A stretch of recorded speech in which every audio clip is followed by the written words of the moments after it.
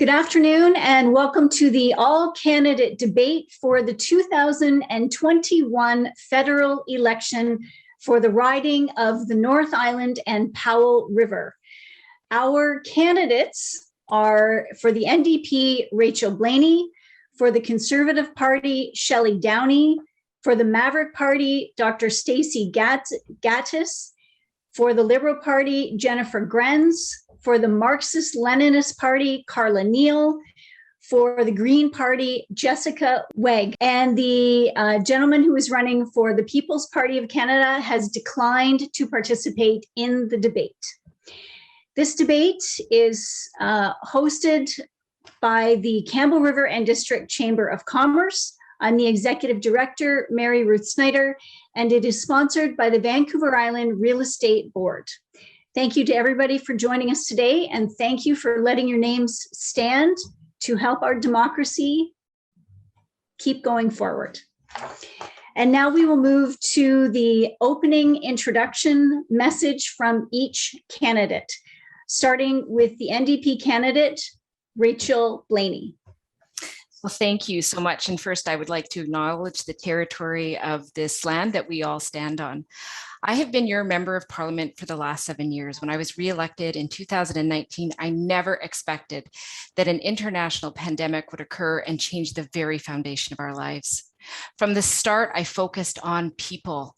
I was proud to work all night in parliament at the first sitting of the House of Commons to figure out what we were going to do with the pandemic. I was able to push for the government to make the CERB from $1,000 up to $2,000. And of course, we worked really hard to push the Liberals to raise their wage subsidy program from 10% to 75%, a program that has helped so many people in our riding.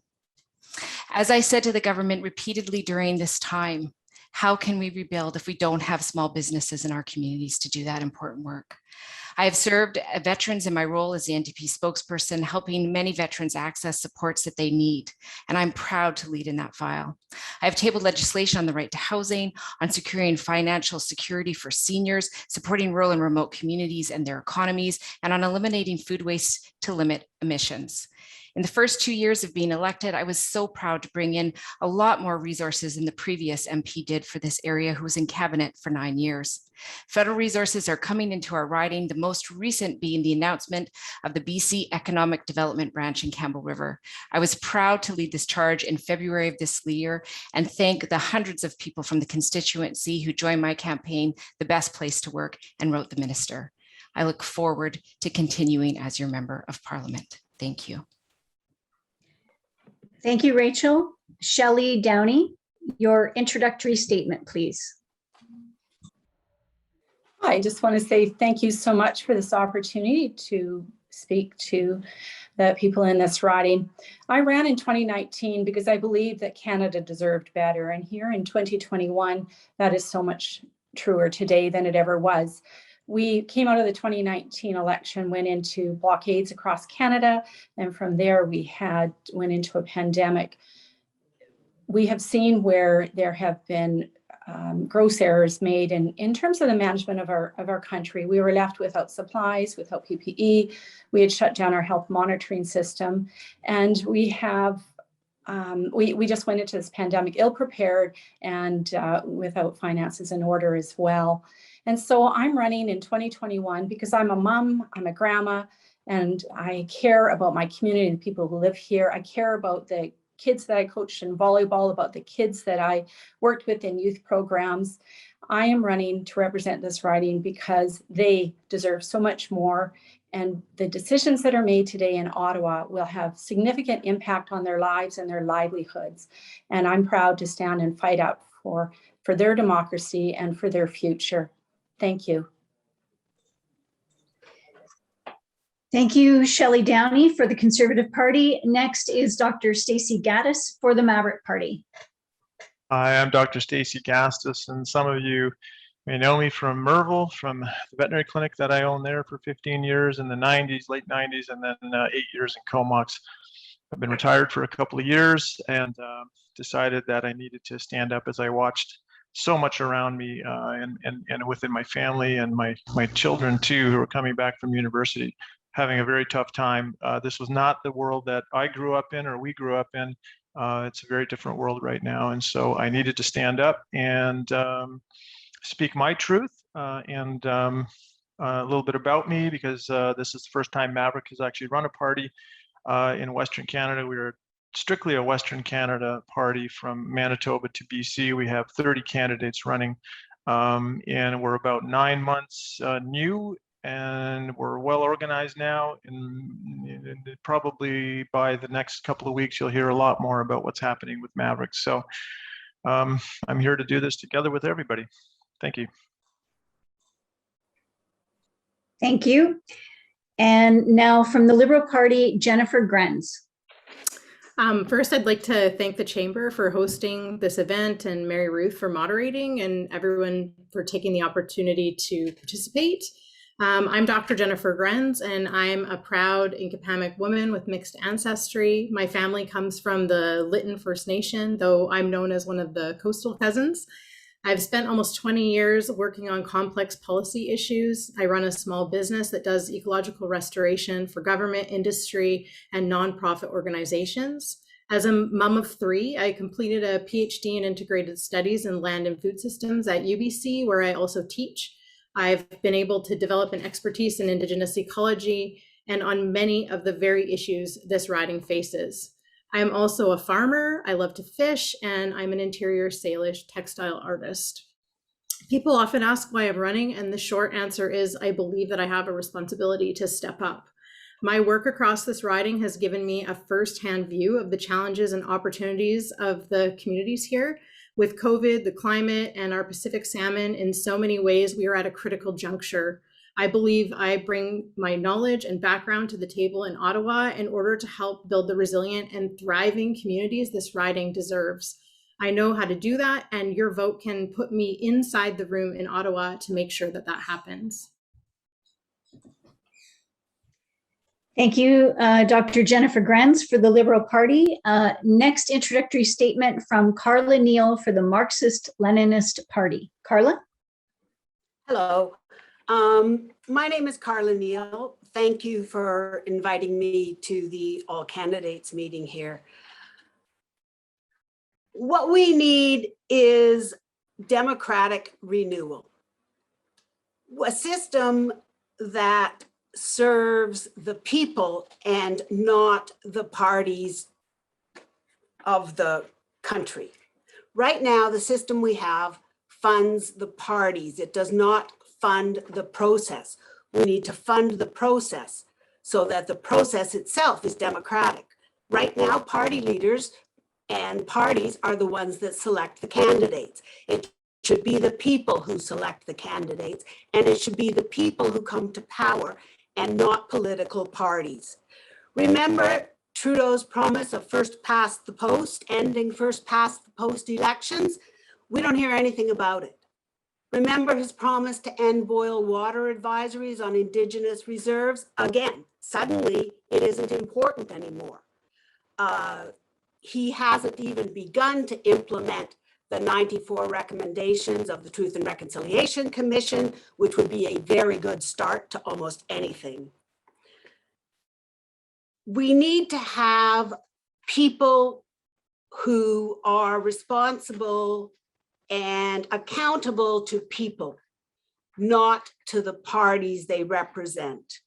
Right now, communications between political parties and the ridings is strictly one way. It goes from the leaders down the slope to the elected representatives. And they don't really have much choice but to say what the party tells them to say. That's something about the Marxist Leninist Party. They don't tell me what to say. I can say whatever I want. And what I want is for the system to be democratic, to start including the people in the system instead of just political parties, and at that primarily just a few of the political parties, and therefore just a very few of the many ideas that there are available to us. Thank you.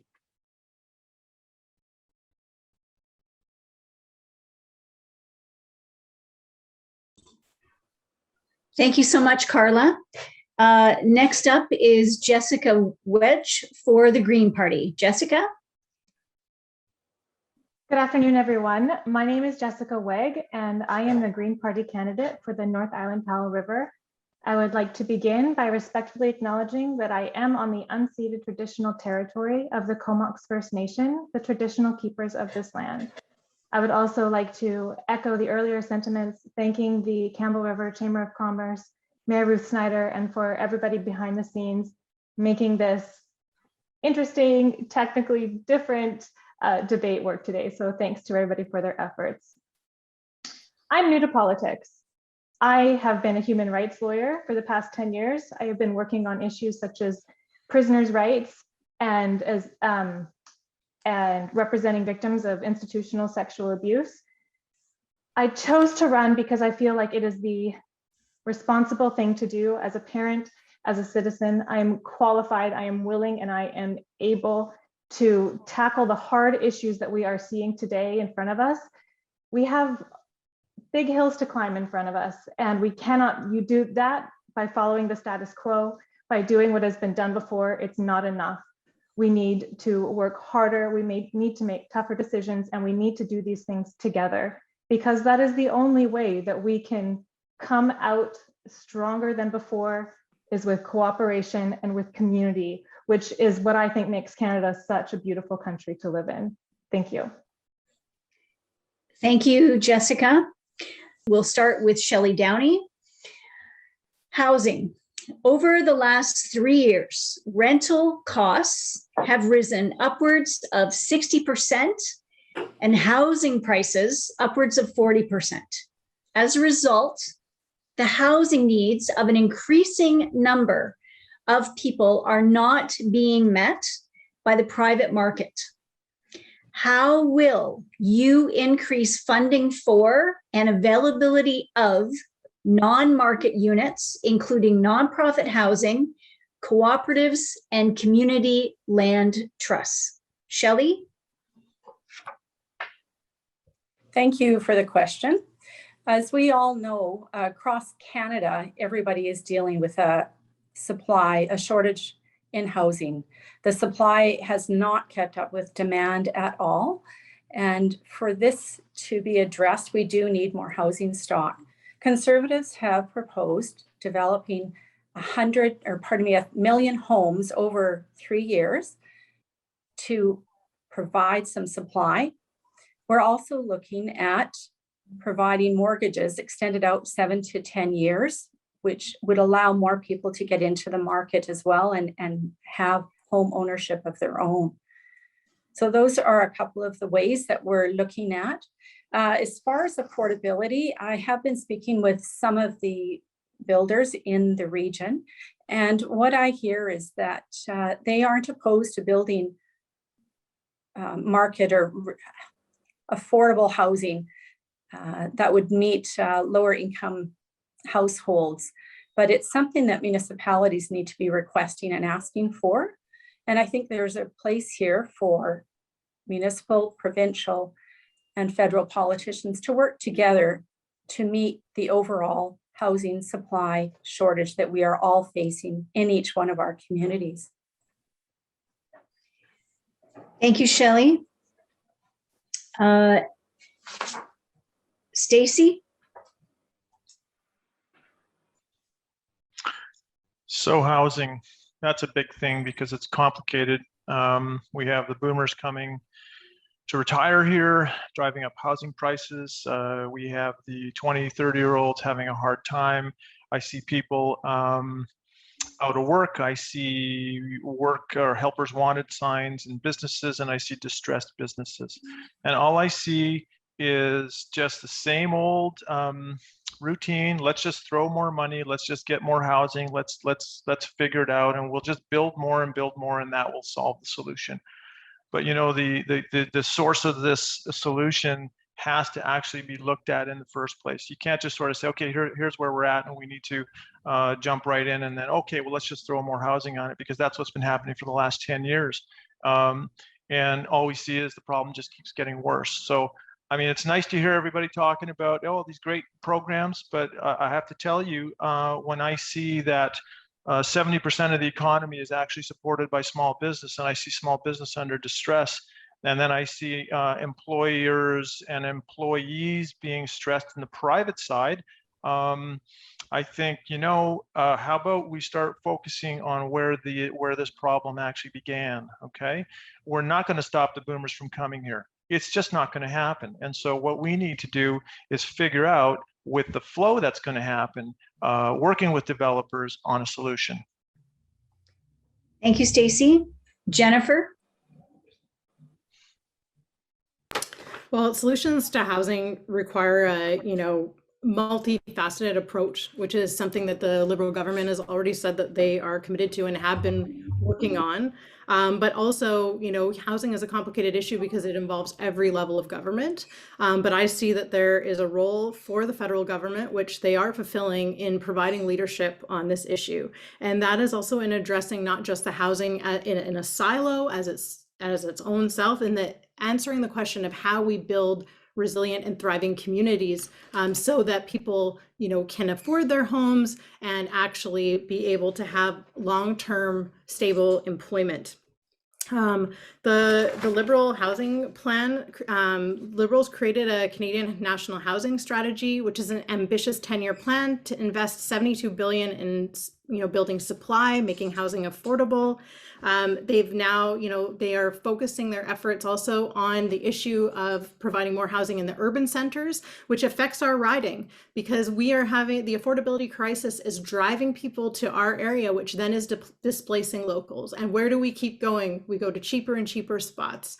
So it's great that they're focusing their efforts in that urban center, but then also committing to a ban on foreign purchasing of non-recreational residential property will make a huge difference also in ensuring that there is more availability, providing a path for renters to own. There's that whole platform has a multifaceted approach to dealing with the complex issue.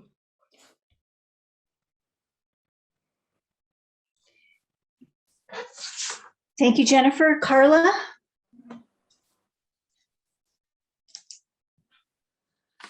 The first thing we have to do with respect to housing is change how we think about it. Housing is a human right. Everybody has the right to be housed. It's not something that should be limited by your inability to pay. It has to be focused on people and not on profit. We don't deny people health care because they don't have money, and yet we deny people housing because they don't have money. We can save a lot of money in healthcare if we house people. We obviously need more social housing. It's always oversubscribed whenever it's built.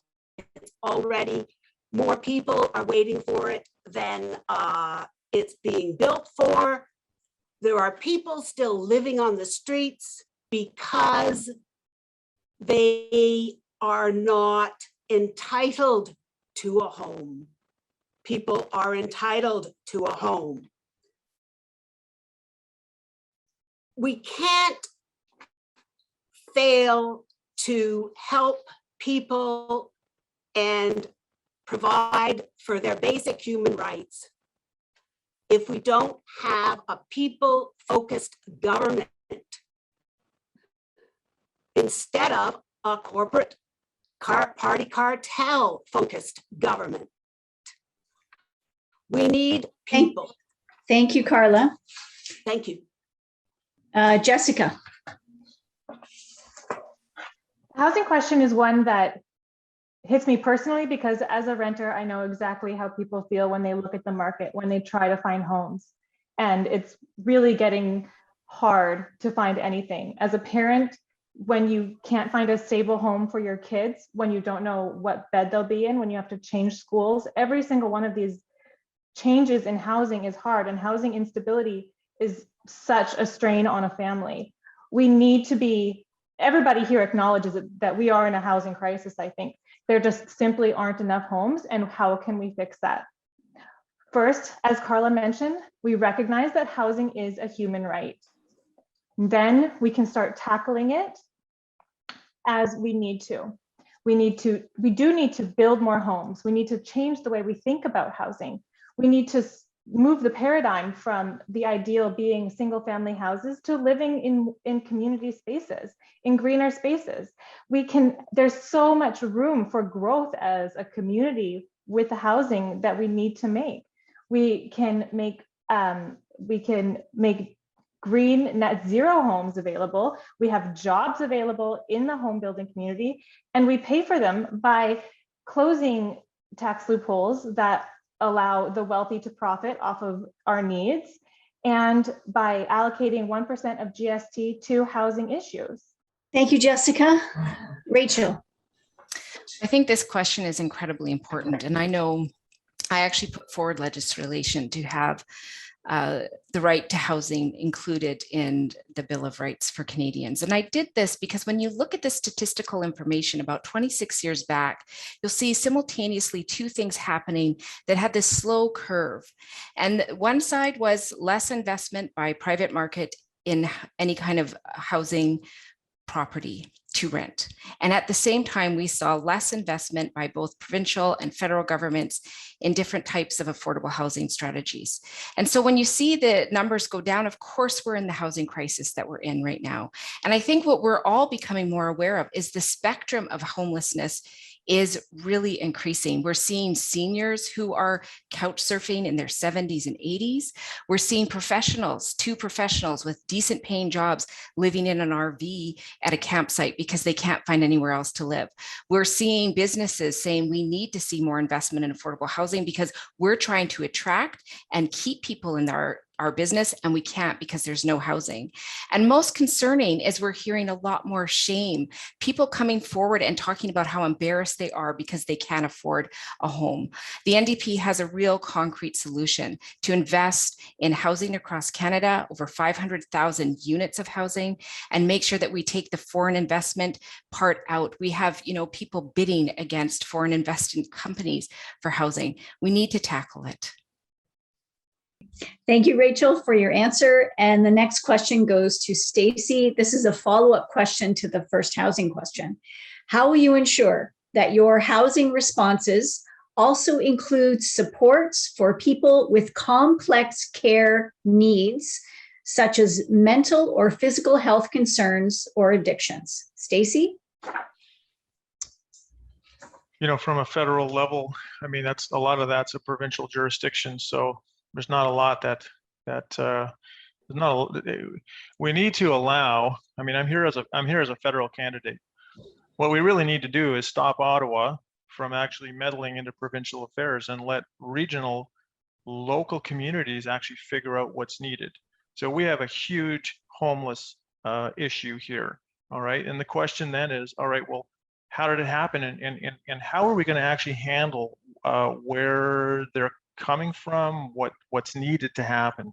But as far as me in a federal level goes, one of the things to do is actually stop Ottawa from telling the provinces, who in turn are going to tell the municipalities what to actually do, because each community is different.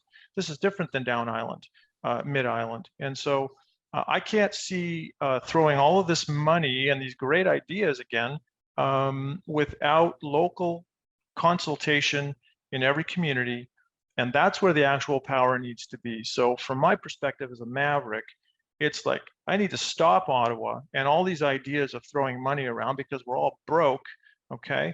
And they sound great, and they always sound great, and yet when I go down to the river to fish and I see the homeless that are down there in different areas and pockets, I say to myself, wow, how are we actually going to change this? And it has to change. Thank you, Stacy. Jennifer?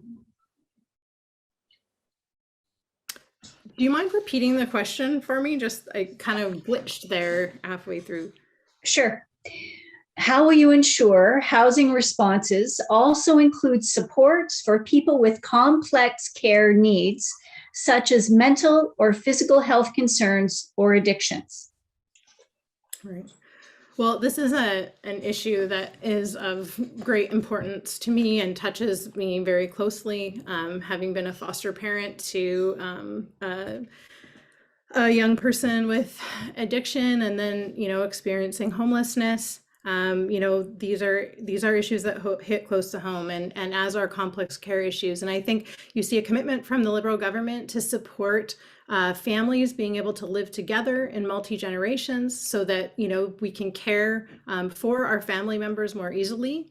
You see a willing partner in the federal government to help address these issues that are largely the responsibility of the provincial government, which is the provincial NDP. And I think, you see investments in being able to help seniors, in terms of affordability as well, which is helping with complex care, such as reducing senior poverty by 20%. And there's lots more to go on that issue. You see a Liberal platform that addresses things like accessibility, so housing has to also be accessible to those who have other needs. So we can't just be building one type of housing, and you see that recognition and that commitment to addressing that. I think that, you just see the whole family care and bringing all of these things together so that we can better care, for our loved ones, whatever their needs may be. Thank you, Jennifer. Carla? We have to get profit out of the housing market. With respect to seniors with complicated conditions, my mother's 90 years old and she's lucky because she's still living in her own home. But she has a number of health conditions. She has my sister living near her, which helps her out. But the problem we had during COVID with the seniors care homes and all of the COVID deaths during that time was unacceptable.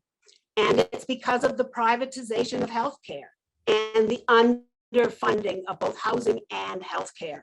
With respect to addictions, there are already successful examples of how we deal with it. We just have to keep doing it. For example, we need way more safe injection sites. We need a lot more low barrier or no barrier housing. And again, there are plenty of examples of those, successful examples of those. So all we have to do is look at the successful examples and follow those, the ones where people are involved in the solution. Thank you. Thank you, Carla. Jessica? So I see the answer. One of the ways to answer this question is two-pronged. First, accessibility. Any new houses that we build, we have to keep in mind that we're not all able-bodied people who can walk upstairs and who don't need enough space for a wheelchair. We have to keep all of the ideas in mind of how to make housing accessible to everyone and not just able-bodied people. With regard to addictions and mental health, this is a huge part of the housing crisis, why people are homeless. So what we need to do here is invest in healthcare. The Greens have a fantastic plan for what we need to do. We need universal mental health care, we need safe supplies, and we need to decriminalize simple possession. By doing these things and tackling the problem on multiple fronts, we can really help the housing situation. And we can help our neighbors and our friends in the same process. So let's make housing accessible. Let's make it safe. We need to make sure housing is going to be able to weather the storms that are coming because of climate change. And let's tackle the other issues that cause homelessness on the fronts that are most appropriate for them. Thank you, Jessica. Rachel? Well, thank you for this really important question. And I know that has been a challenge. I think, first of all, we really do need to see the resources released into the communities. I've been to multiple announcements where the BC NDP is announcing millions of dollars to support housing across the riding, and the federal Liberals are announcing maybe a couple $100,000. We really need that partner. The reality is that the housing strategy that the Liberals put forward back-ended the funding way far into the future. It was a few here and most of the money 10 years later. The housing crisis is right now, and the majority of that money has stayed in Ontario. we in BC have not seen as much. So we need a commitment that rural and remote communities are facing these challenges. It isn't just big cities. It's not just Ontario, it's British Columbia as well. So we need to see those resources. And I agree, we need to have accessible housing. The NDP's commitment is to, of course, see an increase of federal dollars given to the provinces to address mental health issues. Like nothing before, we've seen the need for mental health supports. We need to decriminalize personal possession. When people have an addiction, they need to be treated for their challenge, not treated like a criminal. It doesn't work. How many times do we have to see it not work? So, and accessibility, especially for people, a lot of seniors in our community, people living with disabilities are really challenged to find housing. And that is a particularly vulnerable group because they can't live in an RV. So action needs to be taken quickly. Thank you, Rachel. Shelley.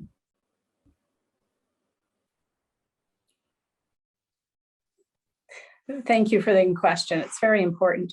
Complex care in terms of housing is an interesting way to address it or call it. But the reality is this, is we have seniors who are in their homes and they need assistance. They would prefer to stay in their home rather than living in a long-term care facility. And this over this last 18 months, for sure, that has been amplified, the reasons why it's better to be at home. In that vein, Conservatives are offering supports to seniors to be able to stay in their own homes. We're also offering assistance to families who do care for seniors in their home as well. We acknowledge that the best place for a senior to live is with family or in their own home and not in an institution. And my mom is fortunate to live with my sister, and it was to her benefit during this pandemic, which many other seniors did not have that advantage. So the other side of this equation that you're asking about is addressing mental health and addictions.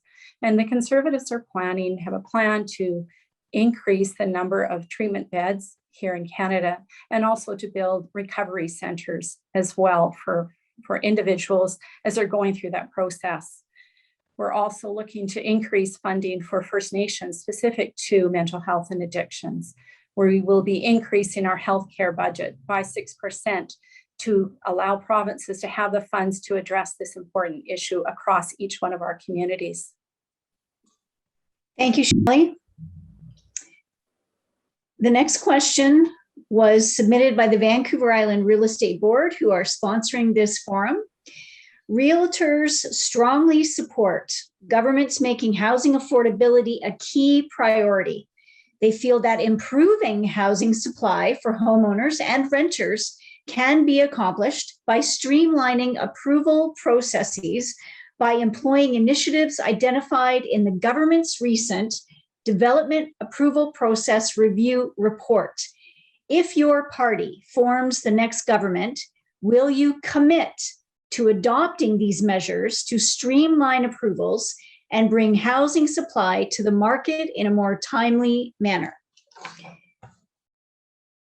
Carla? No, Jennifer. Sorry, Jennifer.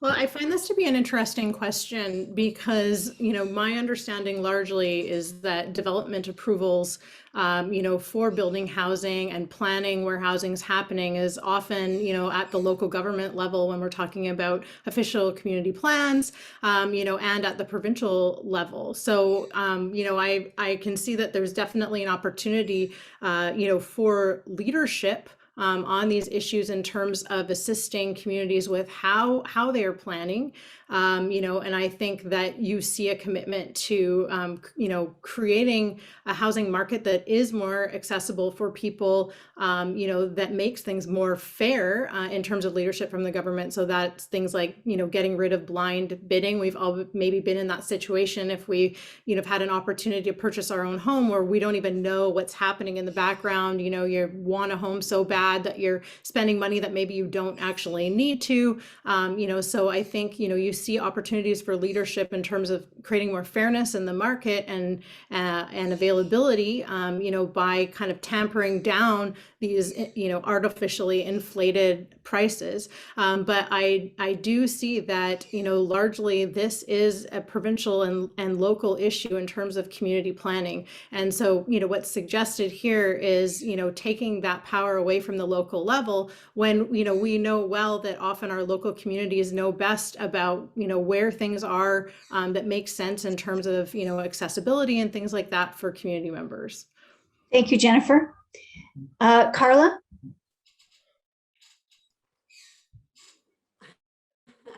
Housing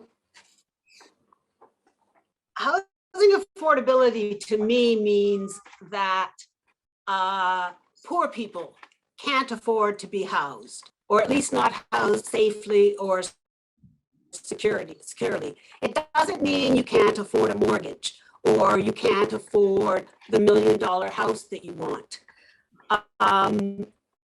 It means that private for-profit, primarily foreign corporations who are building the supply cannot provide housing for people who live in poverty. It simply cannot be done. If you take profit out of it, then we can house everybody and we can do it right. The supply that we need can be built by, is built by people, human beings. That's where we have to focus it, is on human beings, building affordable housing for human beings, not for the profit of foreign nationals. Thank you. Thank you, Carla. Jessica? Thank you, and thanks to the VIRB for submitting this question. I have not had a chance to read the reference report, and so I cannot commit to agreeing to its terms. I am all for streamlining ways to get people into housing and to make housing more accessible and more affordable for more people. But before we just blanket agree to streamline, and we have to look into who is this really going to benefit? Are we going to be benefiting a few developers, realtors, and landlords and make them rich while the rest of us still suffer? Or is this a process that's actually going to benefit the people who need housing? We can't just streamline things for the sake of streamlining them. An efficient government that doesn't work for the people isn't a good government. So let's look at a way that we can streamline getting people into houses, making more houses available, while at the same time making sure that we're not forgetting who we're doing this for, which is the people who need houses. It's really important to think about in all of these things, who is going to benefit? We need to make sure that we are only benefiting the people, our constituents. And that's what I can commit to, and I will commit to doing that. Everything I need to do to benefit people in the North Island Powell River who need housing. I will do what it takes to do that. Thank you, Jessica. Rachel? Well, thank you for the question. The BC Real Estate Association and I had numerous meetings in my term as a member of Parliament. And I agree that it is very concerning. There's a lot of announcements about wanting to see more housing. I know that I hear it from people all the time. They want to see affordable housing, accessible housing, young people who are struggling to find somewhere to live. They've got a lot of student debt to pay it down. They just need something that they can live in and actually save money as they think about their dreams to buy. So I really appreciate what the BC Real Estate Association is asking for, because that process of how do we get all those levels of governments to work together collaboratively, how do we fast track these projects so that we can see, boots on the ground and shovels in the dirt, getting the projects done as quickly as possible. I think that is a key thing. And the federal government does have to step up and be part of that process of trying to make this system a lot more accessible.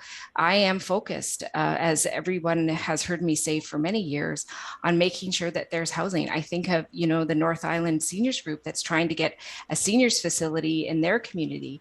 They want some place so that when they need housing, they don't have to move far away. So we need to make sure those systems are in place. And I really appreciate their leadership on this. And thank you for that question. Thank you, Rachel. Shelley.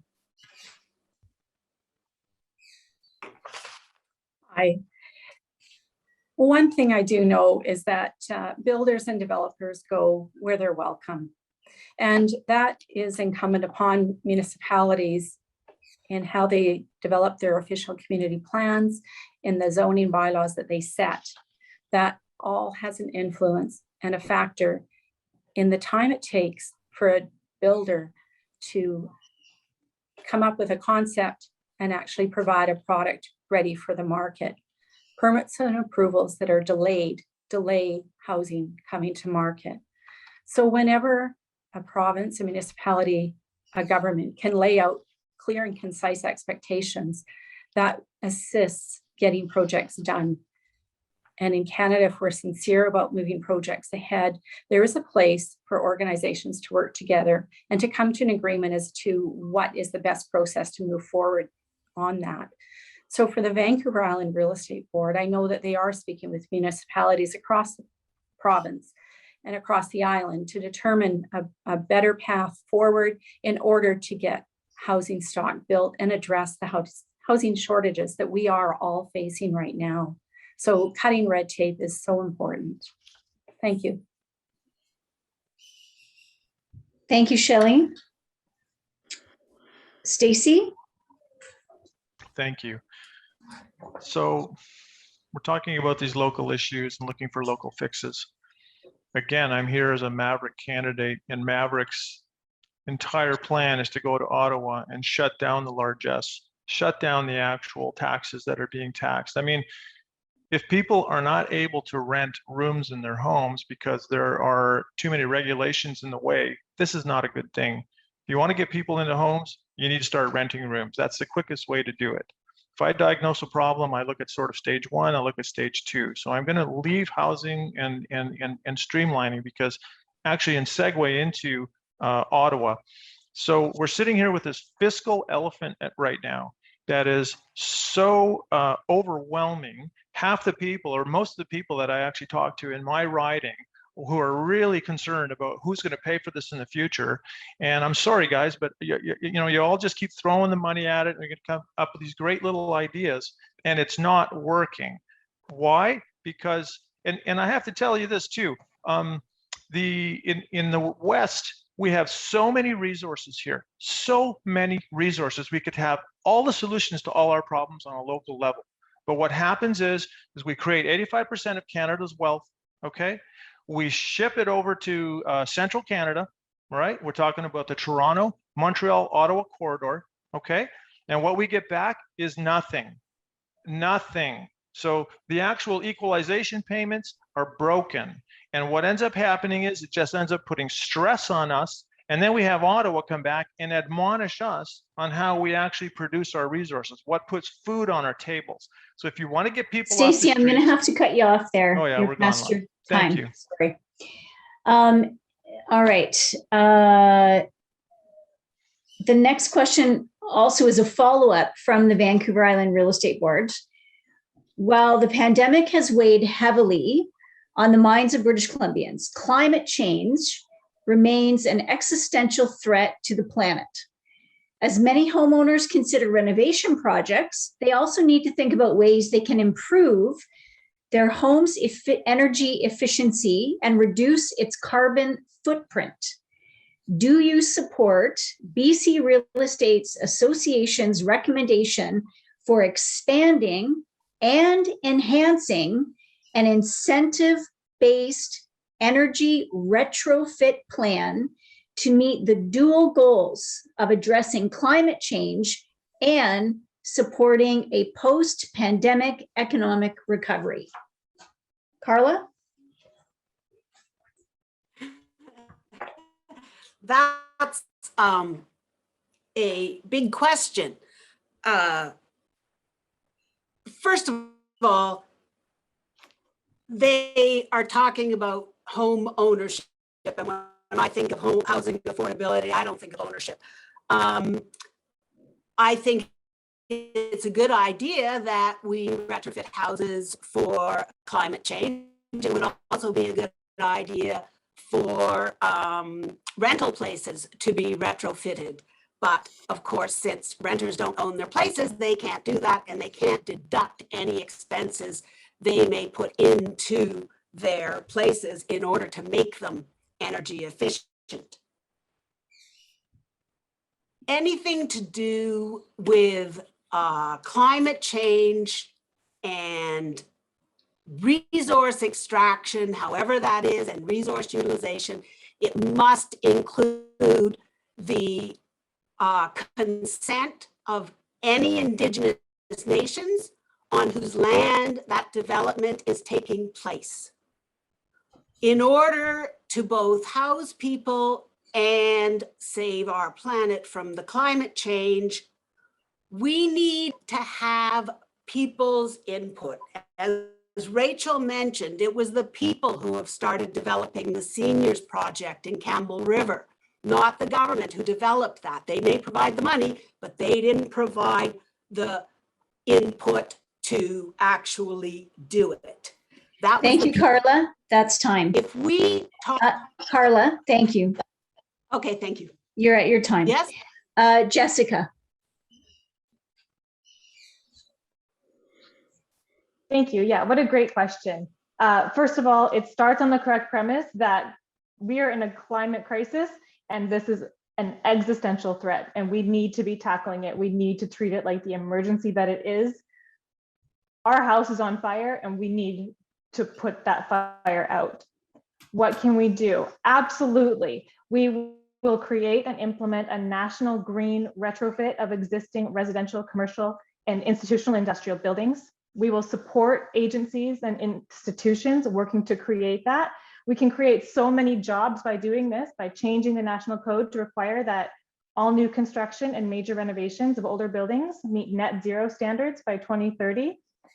There's a lot of opportunity with this crisis and with this solution to it and this piece of the solution that's exciting and that will help people and will create jobs.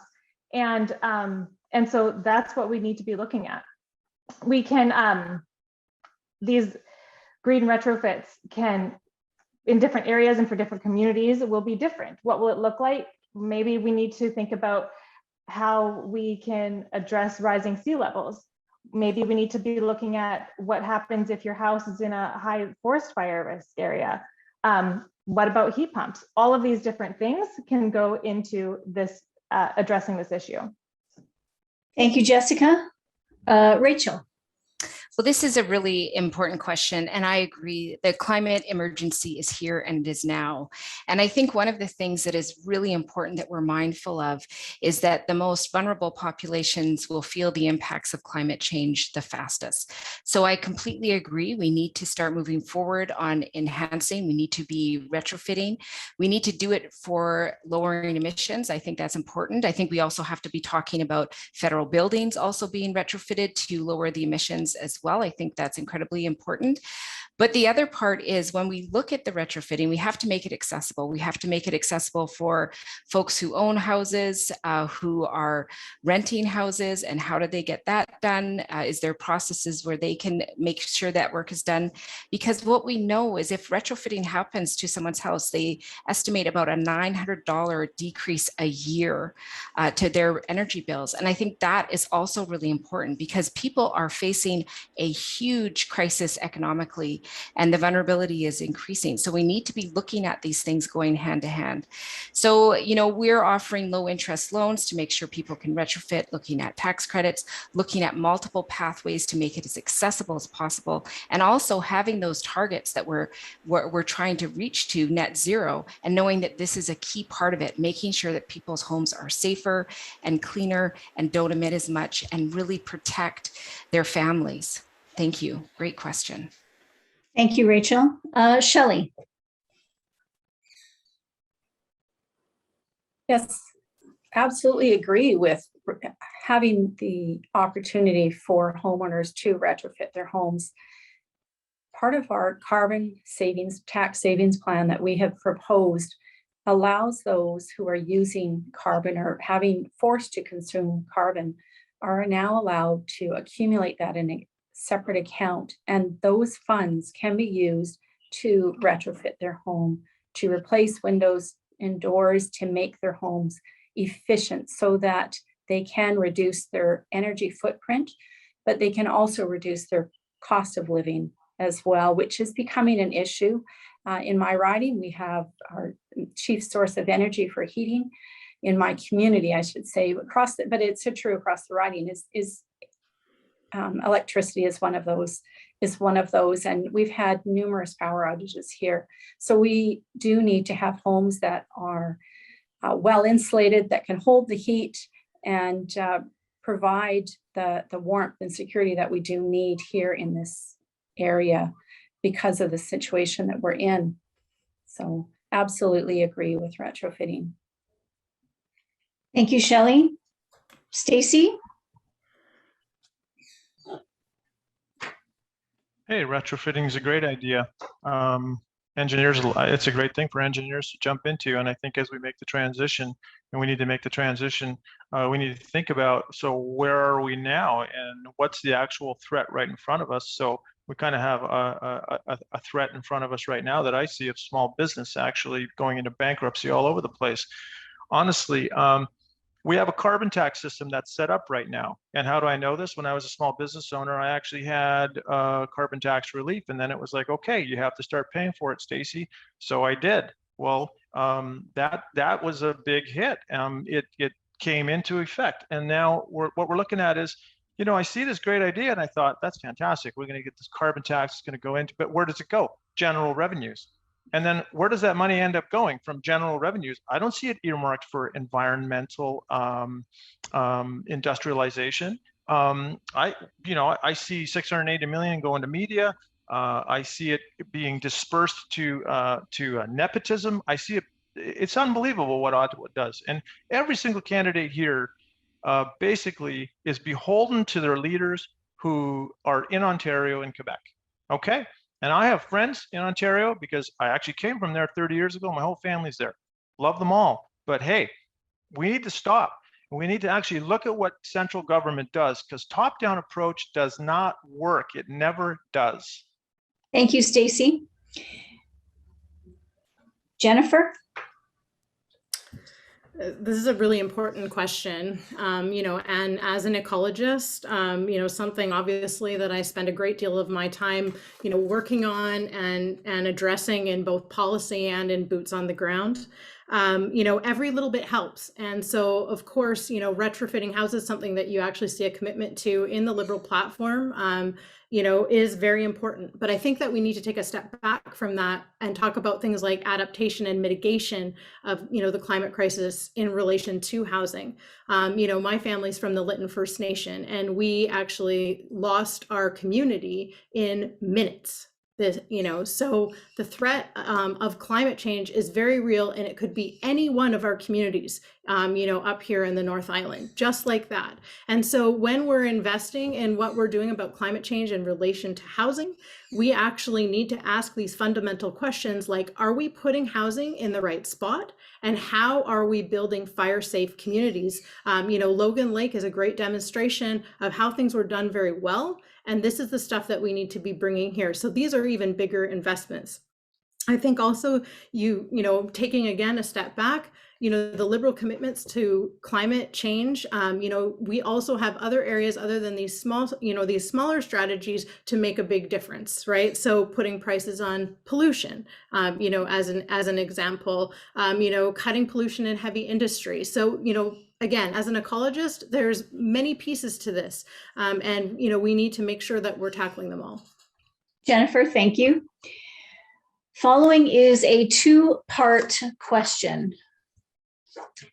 Do you believe climate change is a real threat to our society? And what are your plans to bring it under control? Jessica Wedge. Well, it will come as no surprise to anyone when I say, yes, I 100% believe that climate change is a real threat to our society.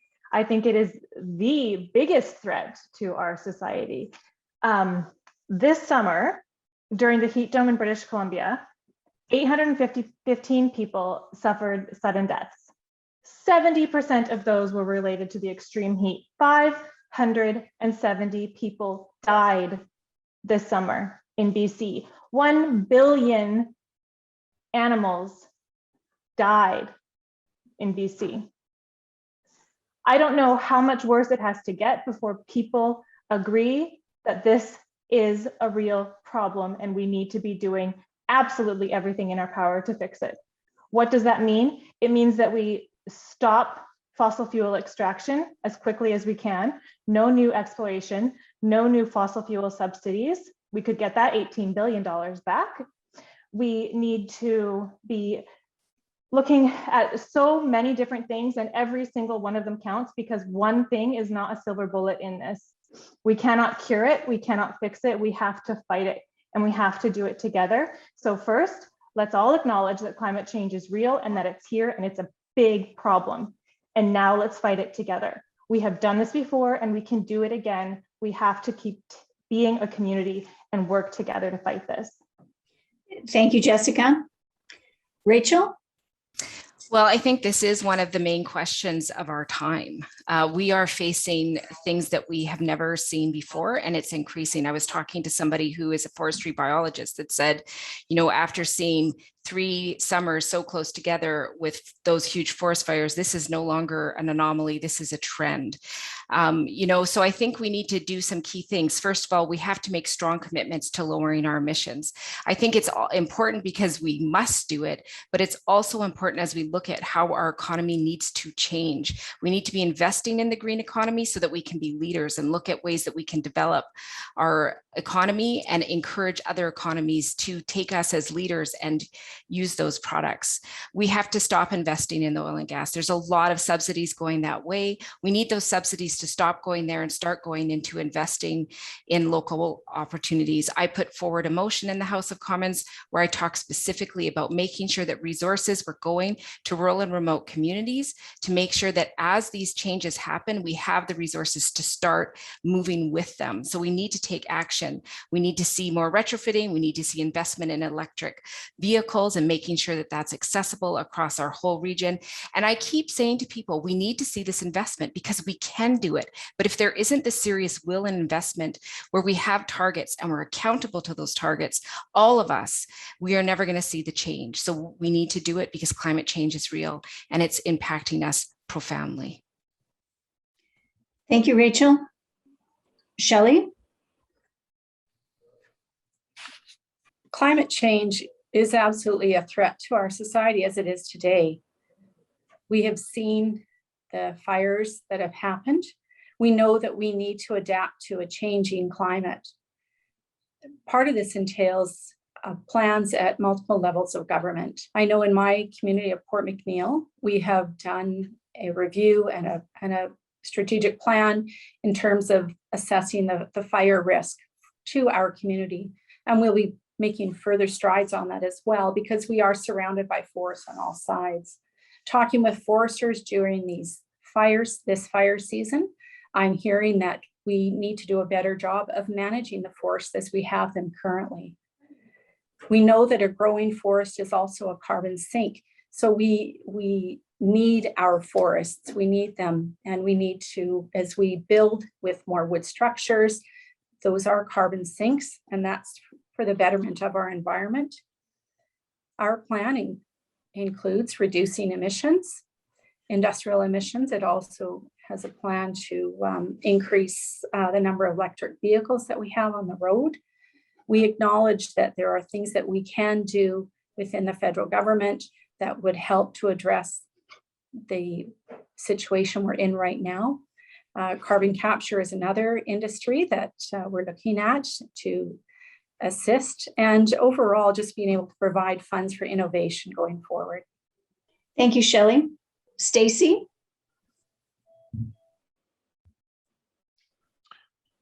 As we move through the climate change in attempt to control it, which is a monumental task, you know, I have to think about when I talk to people and I think, you know what, some of the best ideas come from loggers.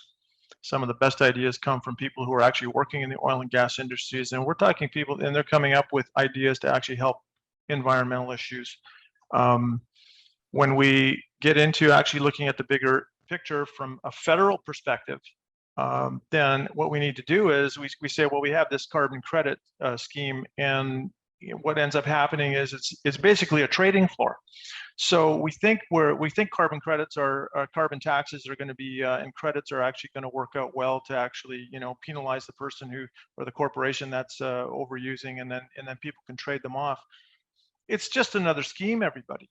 And you know what? It's the people at the top. And when you look at Ottawa, what you have is a centralized government, again, who basically has their cronies in power, okay, who work with the multinational corporations. And these are the very guys who set up these carbon credits. They're the very same guys who actually ended up saying, yeah, let's go and put these carbon taxes on us. And I tell you, in the end, we need to take these people on in Ottawa. We cannot do anything locally here until we actually manage that first, because they're the threat. Stacey, thank you. Jennifer. Well, I think it's amazing, as someone who works on the front lines of the climate crisis, that this is even a question, which suggests to us that there are people in the opposition in government right now that actually make this question necessary. So I just need to point that out. Also, we know firsthand in communities such as ours in our riding that smaller communities in particular and rural communities surrounded by forests experience disproportionate impacts of climate change. The same goes for my own traditional territory in Lytton, and all of what we're seeing in terms of its impacts in this riding, right? The heat dome, most recently, the impacts to shellfish, drying out streams, deoxygenated water where we have dead salmon smolts now. These issues are super pressing, and we have industry that relies upon them. But as an ecologist, we have to take an ecological perspective when we're dealing with climate and how we're going to actually tackle mitigation and adaptation. And the same goes with applying an Indigenous worldview to this. We have to realize that climate is woven through everything that we're addressing. We cannot silo issues, like the economy, like housing, like health, like jobs. This is all connected together, and you can see that in the Liberal Party platform. Climate is centered in every area, and that is what we're going to have to do to actually make meaningful change. Thank you, Jennifer. Carla? Of course, climate change is a real threat. It's an existential threat to humanity. The first thing we have to do when we're addressing climate change is establish a new relationship with the Indigenous peoples of our country. Any development on unceded Indigenous land must be consented to by the Indigenous nations who are living on that land. Most of the resource extraction that we do is owned by foreign capital, which means they can come in, do what they want, and leave. The money comes in, they don't. They don't suffer. They don't have to suffer the consequences of their development. But the people can have a say. They tried to build a Raven coal mine just south of here, and they were unsuccessful. And that was because the people stopped them. The government had actually approved it, but the people stopped them. We also need an anti-war government because the military carbon emissions are not counted. They're not included in any climate goals either. If we have an anti-war government, there will be less carbon emissions by the military. Thank you, Carla. We need to stop logging the last 3% of old growth. Yes. Okay, you're out of time. Thank you. So we are moving to the next question. And Rachel, we're going to start with you. What will you do to ensure that the North Island Powell River riding is included as part of the post-COVID and green economy moving forward?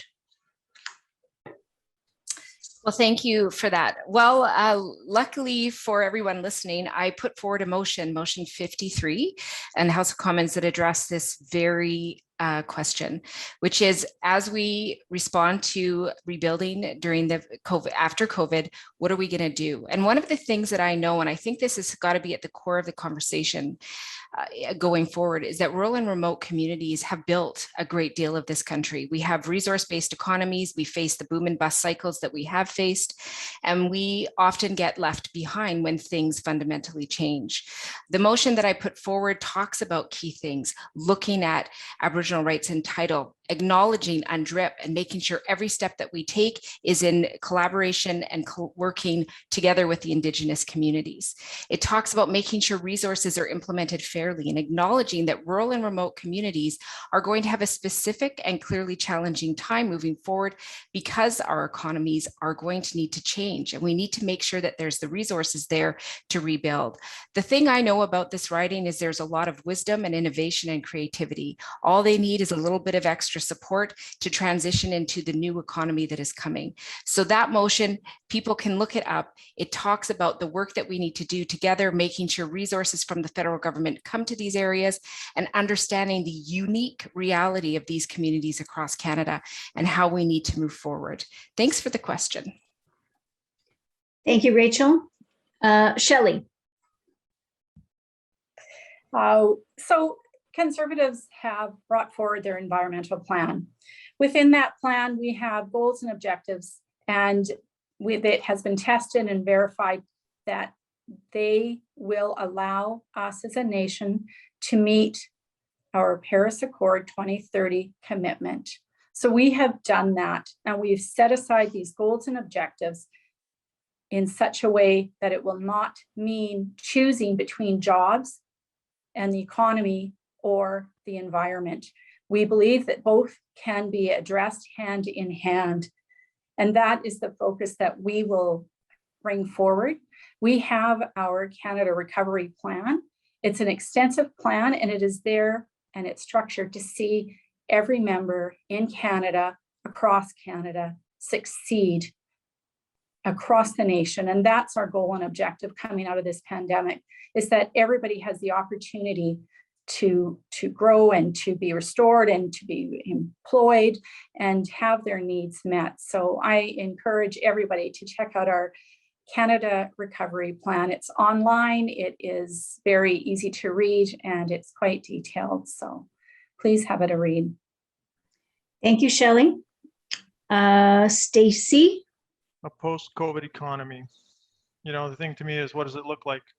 Universal basic income, keeping people at home so they're competing, so government's basically handing out so that kids in their 20s and 30s can stay at home and game and so now you have government competing with private business, and private business not being able to hire people because people don't want to go back to work. That doesn't sound like a great civilization to me. Okay, so we have all these nice things, and I would love to do everything, guys. I totally empathize with everything that you're saying, all of the parties, the federal parties. And I think, wow, the economy has been destroyed. And until we actually figure out right now, today, that that is the case, and that we're not getting back to any sense of normal, people, wake up. We have to go to Ottawa, and that's what I'm going to do. I stood up in the very first place because I'd had enough. I'd had enough of watching everything kind of whittle away, and watching bureaucrats get their paychecks, and watching anybody who was working for government get their paychecks, while small business people were out there on the front line suffering, okay, and going bankrupt all over the place, okay? Now, I'm upset about this, but I'm not the only one who's upset. I'm going to sit here talking nicely anymore because, you know, none of the parties that come that are Ottawa-centric have anything nice, including the Conservatives, including the NDP, including the Liberals. The Liberals, you put us into this place. Okay, I respect all you people for standing up, but I just keep hearing the same old, same old. Thank you, Stacey. Jennifer. Mary, do you mind repeating the question again, just to refresh? Sure, absolutely. What will you do to ensure that North Island and Powell River riding is included as a part of the post-COVID and green economy moving forward? Thanks. Well, I think for many of our communities that were already suffering, from the impacts of climate change to many industries, like the tourism industry, as an example, COVID was really the final gut punch. I teach at UBC. I teach many youth in the Faculty of Land and Food Systems that come from rural communities, and they want to go home when they're done with their education. They want to take their education home and put it to work, in the communities where they were raised, where their families are. And this is so important. And this is where this is going to take, this economy, this green economy, this post-COVID recovery economy is going to take leadership from the federal government to actually not just say, oh, everyone is, so creative and innovative, and resilient in these communities. No, they need actual establishment of sectors that our kids can come home to and work in. Things like tech sectors that are addressing, climate mitigation and adaptation. And this is where, to get big things built and big ideas built, you need someone in the room in Ottawa that's actually in there building from the ground up, and not actually then like the incumbent having an opportunity to comment on, the landscaping of what you built after the fact. These are big ideas that need someone in the room right from the beginning for building these programs, so that we can actually have not just jobs, but careers. Thank you, Jennifer. Carla? Sort of a big question, but it brings to mind an old saying that said, act locally, think globally. In a post-COVID economy, we definitely have to think globally, because we're not going to get rid of COVID until the entire world has gotten rid of COVID, and we're not going to get completely rid of it. Poverty, I don't believe, is a motivation to return to work.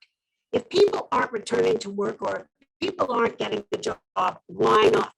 What's wrong with the system? What's wrong with the job that they would rather live in poverty than go back to work? They may not be getting as much money working as they are otherwise, and therefore they can't live at the level they want to. Why should they be denied the ability to have an income just because the economy is sour? We need to have a guaranteed livable income so that everybody gets a chance to contribute to the economy.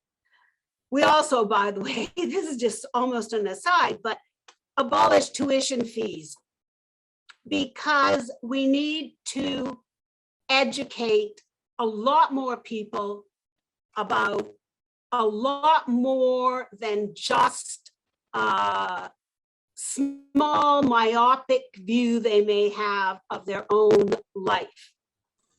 Carla, thank you. Carla, thank you. Carla, thank you. You're out of time. Jessica. Thanks. So I'd like to take this opportunity just to correct a couple of things that have been said. First of all, earlier Stacy said that all of the other candidates on this forum today are beholden to their leaders.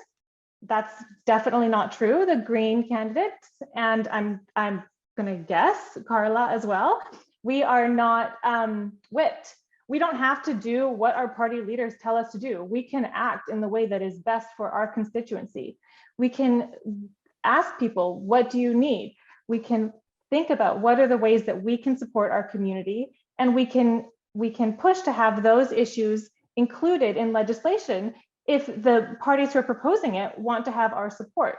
So that's that's the biggest way that we as Green candidates, and that I could really help the North Island Powell River on a micro level, is by making sure that any legislation for the COVID recovery that is, maybe it works great in Ontario, and maybe it's written beautifully for Saskatchewan, but it doesn't think about what we need here. Well, I don't have to just agree to it because that's what my party wrote. I can say that's what we need. So that's the first thing. The second thing is that the 2015 Paris Agreement is not good enough anymore. Things are worse than we thought they ever would be. And so now we need new goals. All right, thank you so much. Would you agree? And this question, we begin with Shelley. Would you agree that Canada has failed its Indigenous people? What will you do to further reconciliation and decolonization? Shelley? Sorry, I'm just writing that down. Canada has made some very gross missteps, regardless of the intention behind the residential schools, the atrocities that happened there, seeing families that were separated, children who never returned home, parents who didn't know where their children were. There's nobody who wouldn't say that that is reprehensible.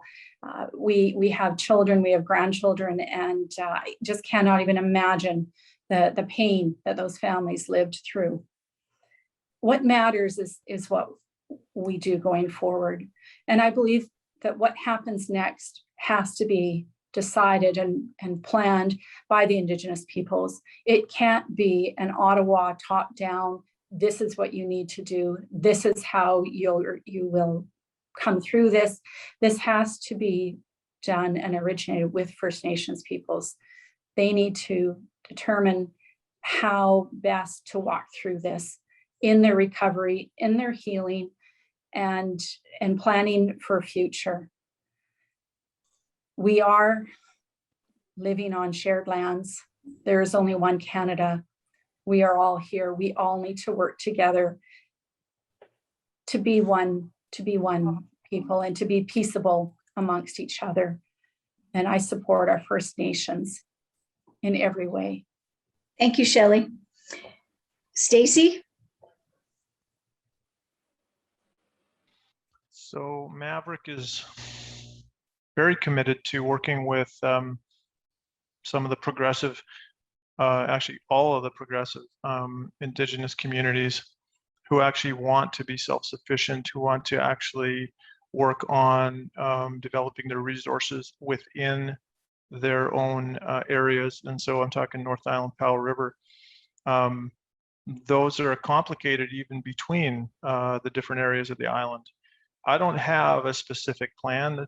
That wouldn't be me to say, but what I would have is to have a consultation, which would be like a big barbecue where everybody gets together within those communities and figures out how we're actually going to move through into reconciliation, how we're going to actually move through into a future where everyone has a chance to succeed. So there's no specific plan with that, but we do know that there are certain, we need to look at the Indian Act and actually find out what's there and how to change it. And we need to do that in consultation with Indigenous peoples. So as a Maverick candidate, absolutely, I would be in Ottawa pushing what's best for the West. And that's my focus, Manitoba West, and Central Canada can handle itself. Thank you, Stacy. Jennifer. Well, the question is what would you agree that Canada has failed its Indigenous people? So are we talking about Canada, the government, or Canada in general and all the people in it? And I think, of course, Canada has failed Indigenous people. This is just a reality. But I think, what has changed is in May, when we began the recovery of our stolen children in Kamloops, that shook Canadians to their core.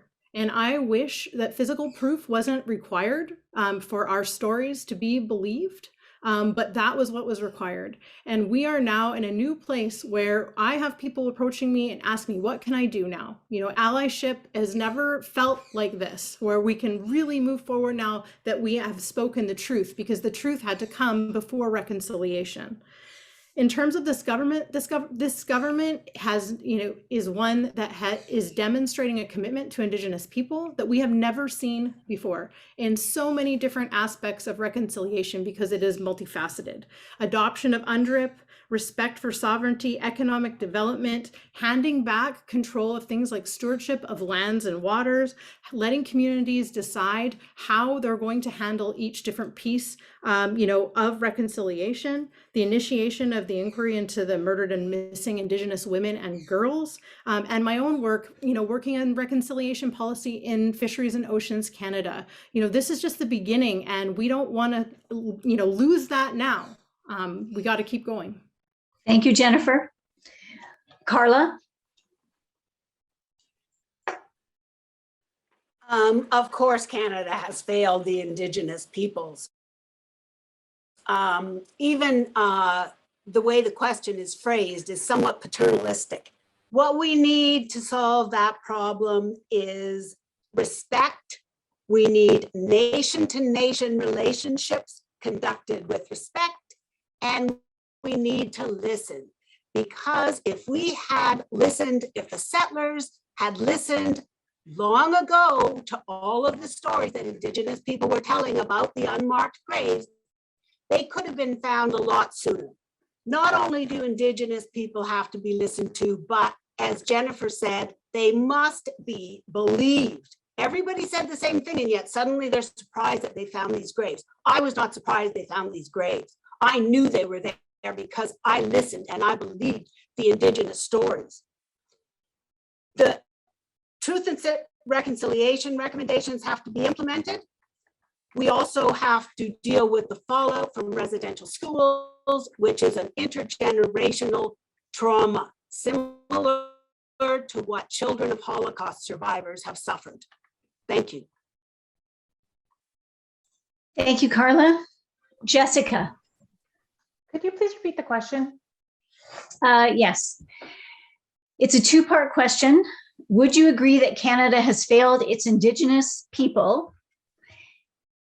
What would you do to further reconciliation and decolonization? Thanks. Yes, we have failed them. Some of it hasn't been intentional on all of our parts. Some of it has been turning a blind eye, and some of it certainly has been the government of Canada actively trying to remove the culture and language of First Nations people. So let's start by finding out fully what the truth is. Let's support people. Let's support First Nations in finding all of these lost bodies and giving them respectful places to mourn and allowing that space for First Nations to mourn. And reconciliation means listening to what their needs are and doing everything we can to support them. Let's stop suing the First Nations in court. When they win court battles, let's abide by what the judges say are their rights and give them the rights that they're entitled to. All of these, it's not rocket science. We have the tools. We just need politicians who are going to follow through. And here's an idea: keep their promises. Let's actually do things when we say we're going to do them. Thank you, Jessica. Rachel. Well, I think this is a question that needs a lot more time in the media and in people's communities and across Canada. There can be no reconciliation without truth and without justice. And I think that has been one of the most terrifying realities that we've seen as we found the stolen children, the lost children, the unmarked graves. We know that the reality is that when the commissioners were doing their work with the Truth and Reconciliation Commission, they started to hear the stories, so many stories of people talking about the children that were buried, that nobody knew where their bodies were, that they weren't supposed to talk about it. And at that time, it was during the Conservative government, and the commissioners went to the Conservative government and said, we need more resources because we did not expect this to be what we are hearing. We need more money to look into this. We need to find those children. And the Conservative government said no. And now we're in a place with the Liberal government, who currently has several non-compliance orders from the Canadian Human Rights Tribunal, who have been very clear that First Nations children on reserve have been discriminated against because they were being underfunded for their time and care. And so we have a system right now led by a Liberal government that is literally taking children to court because they don't want to face up to the reality. So yes, Canada has failed. Yes, our history is one of genocide, where children were taken, where people died. And if we're going to make it right, the only way we can do that is through truth and justice. Thank you, Rachel. And now we move to the next segment of the debate, where each candidate will have the opportunity to ask a question of another candidate. So the first question gets to be asked by Stacey. Stacey, you can ask a question. You have 30 seconds to ask the question. And then whoever you ask it of has a minute and 30 to reply. Stacey? Sure, to my esteemed colleague Shelley of the Conservatives. So what have you to say about Peter O'Toole flip-flopping on guns and gun ownership? What have you to say on O'Toole about just saying that Quebec can have veto power over constitutional changes as they see fit? And let's see, what else has O'Toole flip-flopped on? I think I'm missing the third one, but you know, those two are a good place to start. He just can't seem to get his head straight around this. What have you to say about those? Oh, well, with regards to firearms, yes, the platform did say we would repeal C-71, and the position was considered, and we will leave in place the changes for now that were brought in by this current Liberal government. So C-71 and the Order in Council was brought in May. We will conduct a transparent review of the firearms classification processes, and we will take politics out of that process. We'll engage the public with the decisions there. And I can tell you when the C-71 came in back in the 2019 election, I did speak to some RCMP and I said, what is your perspective on that? And they said, you know, it won't change a thing because the guns are still coming across the border. The handguns are still being used by gangs, and our courts right now don't hold any of these criminals long enough. So we have to address gangs and gang violence. We have to address guns coming across the border, but it shouldn't be at the expense of the hunters and the farmers in Canada who own guns that were lawful up until the Order in Council that came through in May of last year. And we will address the concerns without being political. Thank you, Shelley. Is there a follow-up question? Yeah, we didn't get anywhere near the veto power for Quebec. Shelley, do you have a response to the veto question? My understanding is that the veto power for Quebec is a shared opinion amongst the Liberals, the NDP, and the Conservatives. Thank you for that clarification. Thank you. Next question to Jennifer. What is your question, Jennifer, and who is it for? You'd think I've been teaching online for a couple of years now that I may not do that, sorry. My question is for the incumbent, Rachel. In a minority government situation, your party is not ruled out propping up the Conservatives, a party that rejects the science behind human-caused climate change, a party that has MPs vote against the banning of conversion therapy, a party that lets its MP vote against women's right to choose, and a party that unanimously voted no to implementing UNDRIP. Can you tell me what that compromise between the NDP and Conservatives would look like and how it is consistent with the values of your voters? So I'll just respond. Thank you so much for the question. So I'm not clear on where that came from. I saw the report, the article, and of course our leader said we have to wait to see what the makeup is of during this election. There's a lot of realities that we're waiting to see.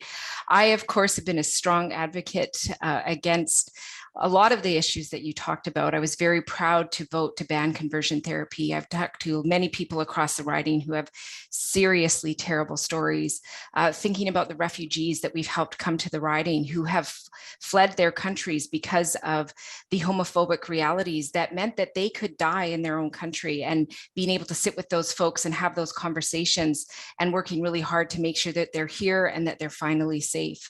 I don't align with the Conservatives on the issues that you talked about. I think I've passionately demonstrated that I am a person who will always fight for the rights of people to look at basic human rights, making sure that everyone gets the best treatment that they deserve, and also making sure that every step that we take is really about looking at climate justice, looking at Indigenous rights and title, and how do we move forward in this new world that we're seeing develop in front of us.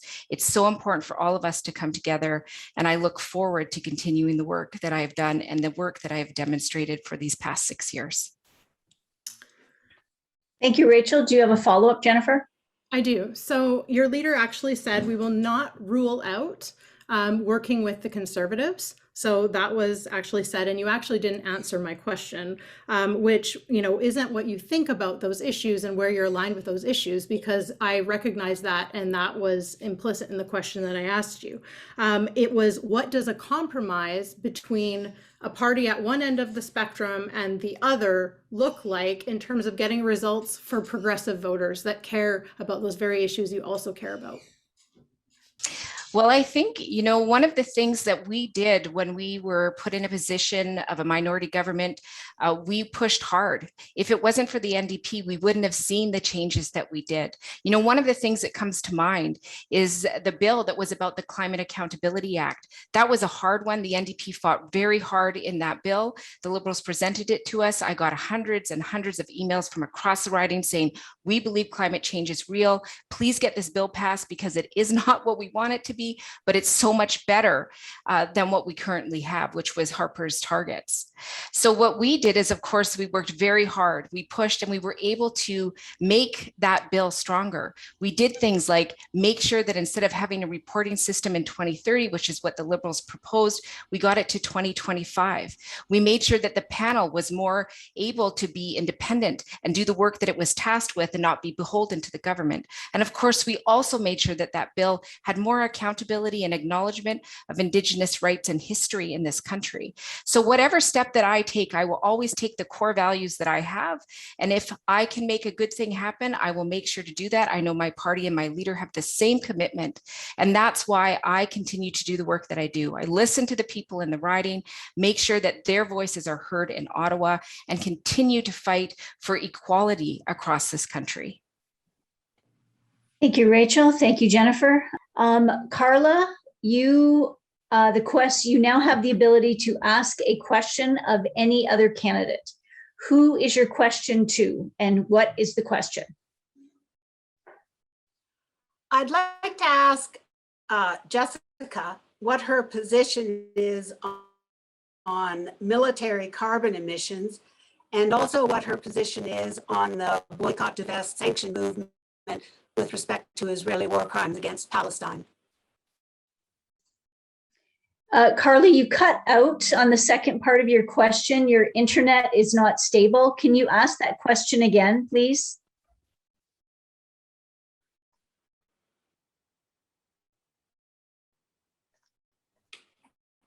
Okay, you cut out near the end of yours, so I don't think I can do anything about the internet. But I will repeat the second half of the question. What is your opinion on the boycott, divest, sanction movement with respect to Israeli war crimes in Palestine?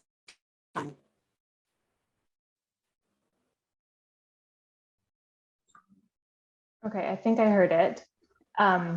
So the first part of the question was about military emissions. Is that correct? Yes. Yeah. Okay, so well, we need to be looking at emissions across all of the federal government's assets, and we need to be addressing them. So So, you know, we need to electrify as much as we can, as quickly as we can. And that includes, of course, our military assets. On the second part of the question about the Israel-Palestine issue, I recognize that Palestine is currently illegally occupied, and we need to make sure that we are recognizing Palestinians' rights, and we acknowledge the 1967 borders. Does that answer your question? I still couldn't hear it properly. Specifically with the boycott, divest, sanctions movement, what's your position on that? I support that. Thank you. Okay, thank you. Carla, did you have a follow-up question for Jessica? No. Okay, thank you. Then the next question goes to Jessica. Jessica, who are you asking the question of, and what is it? I would like to ask the incumbent, Rachel, again, my question. Rachel, I noticed that you have recently signed the online pledge to stop TMX. The pledge says, if elected, I will do everything in my power as a member of parliament to fight to cancel the Trans Mountain Pipeline expansion and encourage others in my party to do the same. But neither your leader nor the NDP writ large has made any such commitment. If legislation came up which would permit further development or use of the Trans Mountain Pipeline through BC, and your instructions as the whip were to support that legislation, as the party whip, what would you do? Well, thank you for the question. I was very proud to do that. You know, the NDP and our leader, Jagmeet Singh, has been very clear since the very beginning when the asset was purchased that we do not support the expansion of the TMX pipeline, that we know that as we move forward, we have to look at ways to get to those targets, which is so very important. I acknowledge that our critic on the environment, Laurel Collins, has done a lot of amazing work on this, and of course has led us through these discussions. As the whip, I'm always proud to work with my caucus. You know, being a whip means you spend a lot of time working with people. This is part of my job as a whip, is of course to acknowledge the human reality of members of parliament, work with them during challenging times to make sure that they get the work that they need done in the most appropriate way while acknowledging those challenges that they have. And of course, internally having very vigorous debate about all issues. I don't have a party membership that bows to the whip, that's for sure. We have a lot of people with really meaningful and different opinions. We cultivate that culture within our organization, and we spend a lot of time as a caucus having discussions and debate about key things. And I think that is part of what democracy is. And I really appreciate that work, and I thank you for the question. Thank you, Rachel. Jessica, do you have a follow-up question? I do have a follow-up question. I had several come to mind as you were speaking. The main one is my problem is you really didn't answer the question. You've committed to canceling TMX. If you were told by your leader, who has not been clear about whether he would cancel TMX, and your party has not been clear about what they would do, they've been very equivocal actually. Your instructions from the leadership, from the party are, we have this legislation, it does not cancel TMX. In fact, we further development or use the pipeline. What do you do as the party whip? You've promised your constituents that you're going to do everything in your power. What do you do? So I'm not understanding. The leader of our party has been very clear about his position on the expansion. So I will just say that again. The other thing is, I don't know that you understand the process of having discussion within your caucus. You know, I don't see it as I don't hear from my leader, go do this, Rachel. What I hear is, let's have conversations at that table. Let's talk about the key issues. What can we do as a caucus collaboratively to make things better? What legislation is coming down the pipeline? What are the concerns that we have about those issues? And how do we have meaningful conversations? What are stakeholder groups saying? What are riding group saying, how does this impact this part of the country and how does it impact that part of the country? These are vigorous discussions that happen within, I would hope, every caucus, to have discussions so that we make sure we're doing the best work that we can do to represent the people that we represent. There are always hard conversations, and that is part of what democracy is. As a whip, I have never been asked to just go tell people what to do. I've always been asked to have vigorous conversation, to look at all sides, and to host those conversations within our caucus. So thank you for the question. I'm sorry if it isn't what you want to hear, but it is the reality that I've experienced. Thank you, Jessica, for the questions, and thank you, Rachel, for your response. The next question does go to Rachel. Rachel, what is your question and who is it for? Well, thank you for that. My question, of course, will go to my friend, my conservative friend, Shelley Downey. Earlier this year, Conservative membership voted to reject adding climate change is real to their policy. I've also seen through the election, your leader has promised to lower emission targets for Canada if he is elected. I believe we are in a climate emergency now, as demonstrated in the extreme weather we are experiencing across the country. More than ever, we need decisive action and leadership to create strong climate targets and family-sustaining jobs for the future. What is your plan to address the climate emergency and create meaningful jobs in this different changing economy for this riding? I spoke to that earlier, actually, Rachel, and just to reiterate that our environmental plan is a plan that's been tested and weighed, as opposed to the current Liberal plan, which instead of achieving or even moving forward on what they've said they would work towards, they've actually increased their emissions over this last 6 years. And instead of addressing their shortfall, instead they set a new target and have pushed it further down the road. We have set our target to meet the Paris Accord for 2030 and has been tested, and we should achieve that.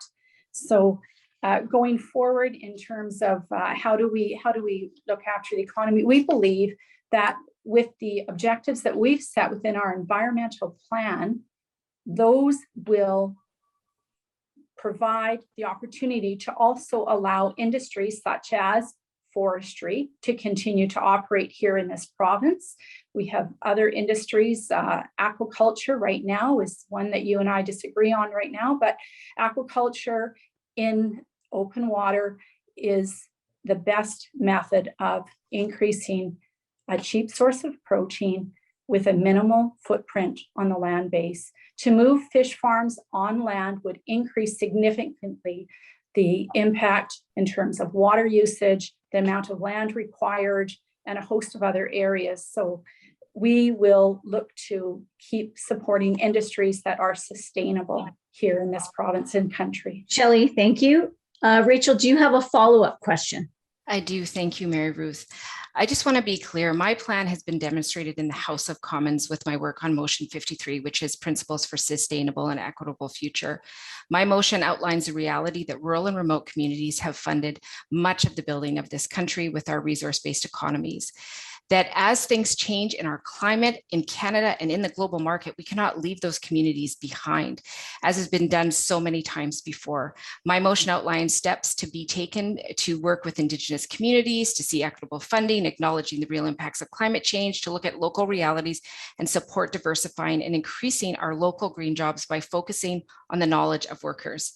As we have faced an increase of forest fires, burning down forests and communities, do you have any concrete plans on how to address the changing global economy and the environmental emergency that will impact rural and remote communities?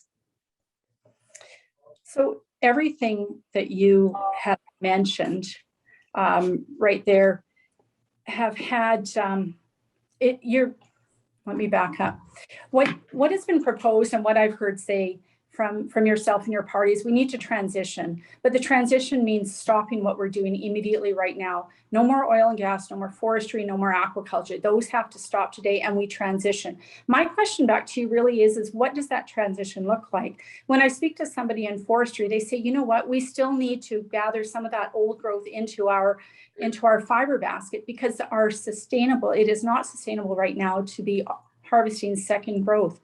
Although across the island here in Gold River, one gentleman told me they're harvesting their third third harvest on a particular set of land base there. So it's possible, but we're not there yet. So there's a transition time. How will we transition? People cannot sit at home and do nothing waiting for a transition plan to come forward. So it has to go together. We have to look after the environment and we have to look after jobs and consider both as we move forward. And that's what a conservative Canada Recover plan is doing and is working towards. That's the goal and objective. People cannot sit idle and do nothing as they wait for a plan to come forward out of Ottawa. Thank you, Shelley, and thank you, Rachel, for the questions. And now, Shelley, the question goes to you. So what is your question and who is it for? Thank you very much. So my question is for our MP, current MP, Rachel Blaney. My question is this. As an MP, your first responsibility is to represent constituents. You collaborated with the government to close 19 fish farms in this riding and then had a celebratory dinner. Forestry workers are the largest sector employer in this riding. And incredibly, you took the side of the logging protesters in Fairy Creek instead of the forest workers. So my question is, why are you working to destroy North Island Powell River jobs instead of working to protect them? So thank you for the question. Let me be really clear. I have been consistent since I was elected in 2015 to see a comprehensive plan to move open net pens towards closed containment. This is a plan that included resources from the federal government to support this process, working with industry and workers. I agree, there needs to be a plan to transition. We can't change things quickly. We need to change it in a process. In fact, there was a bill in the House of Commons that was specifically to move to closed containment. Although it did not pass, it received support from all the parties, including several Conservative MPs. I have watched the rest of the world move open net fish farms to more sustainable forms, whether that is in Norway or in the increased closed containment sites that we're seeing in the US, and of course in Washington state, where the sites were banned, open net fish farms were banned, and they moved towards closed containment. I know that the Union of BC Municipalities have passed a motion in 2018 wanting to see fish farms moved on land. And so my question is, what is your plan for this industry? The Conservative platform is very clear that it would maintain the Discovery Island decision, which, by the way, I had no part in that decision. That was a decision made with Indigenous communities and with the minister. I was not part of that process. I just think it's important to clarify that.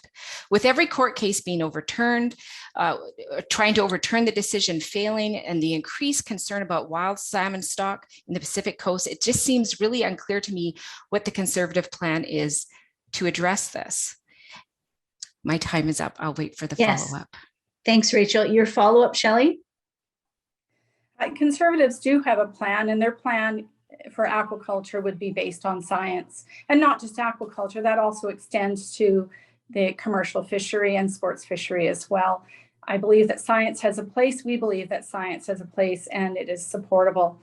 I had the pleasure of knocking doors here in Campbell River and knocked on the door of a scientist who is doing testing on the fisheries here in this riding, and heard that there is no bearing for the decision that was made and celebrated by yourself. As a municipal politician, it was discerning to find out that once this decision came down, it was 4 days before mayors heard anything from our local MP. This was a significant impact, as you know, to this area. Why the delay? Well, first of all, I want to go back to the question that you asked about forestry. My son, of course, is in the forestry industry. I'm really proud of the work that he's done. He's worked out at fighting forest fires this summer. And I agree that I've heard from forestry workers the concerns and realities they have about mitigating forest during this time when we're having this huge climate change that is impacting our forests profoundly. So I look forward to working with that industry to make those changes that need to happen across our country. I responded quickly. I sent a letter to the minister to talk about the realities of what this is going to have an impact and making sure that we're seeing that really big investment that has been promised into saving and protecting the wild salmon. So I've done the work that I can. I've obviously talked many times in the House of Commons asking where the plan is, because of course the NDP's plan about moving towards close containment always included a very comprehensive plan moving forward so that we could see that change happen, look at how we can maintain those jobs in our region, and of course address the issue of transitioning workers in a positive way. And so I continue to do those work, continue to ask the questions, and give my opinion as is all outlined in my website. Thank you so much for the question. Thank you, Shelley. Thank you, Rachel. Thank you, everybody, for your questions towards everybody else. It's been a very good discussion. We are coming up on the 2-hour mark. At this point, I would like to say that I know that everybody has many more questions and many more things to comment and share about their party platforms. So I would direct anybody who's watching the video, if you did not see an answer to a question that is circulating in your mind, please go to each of the party websites or to the party candidate Facebook pages, and I'm sure you will find the answer you're looking for, or you can message them through social media and try to get an answer to your question. Also, the Campbell River Mirror has done a number of questions to each of the candidates, and they've responded in writing, and those have been published in the newspaper in the previous week and will also be in the coming week, and they are also online. And we also have a number of questions that we just simply were not able to get to today. And with the candidates' permission, I will be emailing them the questions, and I would appreciate responses back that I will then post on our website and on our social media. So if everybody is in agreement of that, we will move to closing statements. And we begin with Jennifer.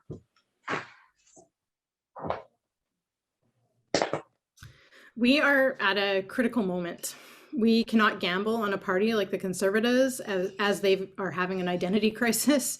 It's time to consolidate behind the party that has the power to move forward on the values of most Canadians. It's convenient for the incumbent as a member of the opposition to take credit for the work of the governing party. Make no mistake that the accomplishments listed in her opening are a result of riding on the coattails of a progressive party, the Liberal Party of Canada. We do not have an NDP finance minister last time I checked. A member of the opposition can create whatever bills they want, but if they don't pass, that doesn't help us, and that is the record of the incumbent.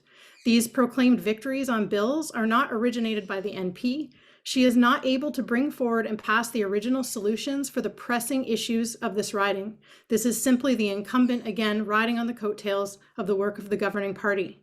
It's important for opposition to push policy, but too much is at stake this election for this riding. We deserve a seat at the table. Our people's lands, waters, and fish deserve more than simply a voice that is outside of the room. Let's remember how much better things are since the last Conservative government. It's easy to forget what the Liberals have accomplished. The tides in this riding are changing. Endorsements I'm receiving from Indigenous leadership show that. More are coming. The messages I'm receiving from voters of all political stripes saying it's time for change, it's time to vote for Jen, it's time for a seat at the table to build thriving and resilient communities that we deserve. Thank you, Jennifer. Carla, your closing statement, please.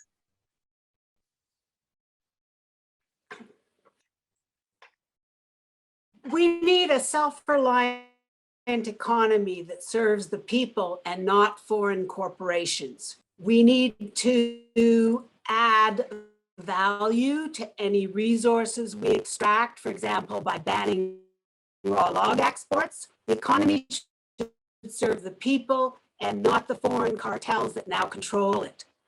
People need to be able to control their own lives and not be forced into dangerous or hazardous working conditions just so they can get a paycheck. Resource extraction, for example, has some of the highest on-the-job injuries and deaths of any vocation. The economy must also include unpaid work primarily done by women, such as housework and childcare. These things are vital to the functioning of the economy, and the fact that they are simply unaccounted for at all within our economy is an insult to women. We also need an anti-war government. We need a government that is going to pull us out of both NATO and NORAD and de-integrates us from the US war machine. Thank you. Thank you, Carla. Jessica Wedge, your closing statement, please. Thank you, Mary Ruth. I would just like to close the way I began by thanking everyone, the other candidates, the viewers, and those of you who submitted questions. This has been a really great debate. I hope I have made my positions clear. We are in a climate emergency, and we cannot be pulling any punches if we want to get through it. That said, I know we can get through it, and we can get through it together and come out stronger and better for it. This is our moment. We need to be brave, we need to be bold, and we need to act. The Conservatives' plan isn't good enough, it's putting us backwards. The Liberal plan is too little too late, and the NDP will not commit to the big actions that we need to take. The rest of my time I would like to use to talk about something very important that we have not touched on. This is recorded on Thursday, but you're seeing it probably on a Friday. September 10th is World Suicide Prevention Day. Suicide is the second leading cause of death for 12 to 18-year-olds in BC. Nationally, Indigenous people in Canada die by suicide at a rate 3 times greater than non-Indigenous people. It has been said that we are all in the same storm, but we are not all in the same boat. We cannot know how people are struggling or feeling. So don't wait until they ask for help to show them that you care. Call an old friend, help a neighbor, hug your kids and remind them how special they are to you. We are all hurting and we can all get through this together, but we do need each other. Thank you. Thank you, Jessica. The next closing statement, Rachel. Well, thank you. It has been a great honor to serve as your member of parliament over the last 6 years. I want to thank the team that I've had the honor to work with. They have been able to help people every single day in our riding. And often we know that federal departments are very hard to understand, and they have made it more accessible. And I just want to thank them for their hard work for the constituents of this riding. I've been proud to work with the many housing advocates across the riding to continue to fight for the diversifying of affordable forms of housing needed so desperately here. I'm proud of the work that I have done with the tourism industry to support the much needed resources during COVID, to stand with the spot pond fishers to fight for their right to continue to work in their safe way and provide local seafood to our communities. I've been proud to stand with my NDP colleagues to make sure there were more resources for seniors, students, and persons living with disabilities during the pandemic. To continue my work for wild salmon, for local enforcement of resources of the First Nations Guardian Program, and to support the many hatcheries across the riding. I continue to advocate for Mark Select fishing, working across party lines to get results for people who live here. I look forward to continuing to fight for rural and remote communities and deeply appreciate the leadership and support in our riding. I could not do it without all of you. Thank you so much. And I look forward to being your MP in the future. Thank you, Rachel. Shelley, your closing statement, please. Thank you. As a 4-term Town of Fort McNeil councillor, I know that our communities cannot afford another term of Justin Trudeau, his policies, and the alliance that they have had with the NDP. Canada's recovery plan that we have put forward is a plan that puts working Canadians at the forefront. I will always stand up for the hardworking men and women here in the North Island, and I will fight for their jobs. Our recovery plan includes securing jobs. It includes securing accountability, mental health, so important right now. securing our country, making sure that we're prepared if we head into another pandemic. We need to secure our economy. We need to get our household, our fiscal household in order, and it will take time. But I can tell you it's important to many across this riding because I hear about it on the doors. Our plan will address these concerns. It sets us up for a hope and a future. And this is what I will fight for your children, for my children. Our recovery plan is for all Canadians. And I thank you all very much for your time. And Rachel, I just want to say thank you for your service as well as the MP. Thank you, Shelley. Stacey, your closing statement, please. We're in trouble, everybody. And I hate to be the bearer of it, but we all sort of feel it deep. And I stand corrected with Jessica. You're right. It is the main parties that are that have to vote the way the leaders tell them to vote, and that is always to do with Toronto, Montreal, and Quebec. So, as a Maverick Party member, if we get enough MPs into Ottawa, we will always vote for what's good for the West only and against what is not good for the West. We have to work together, and I ask all of the people in this riding, and it doesn't matter to me what color, what banner we're under, orange, red, blue, green, it doesn't matter. We are going to see some very difficult times in the future. None of what the central parties in federal, in coming from central Canada have any answers. They have gotten us into this trouble.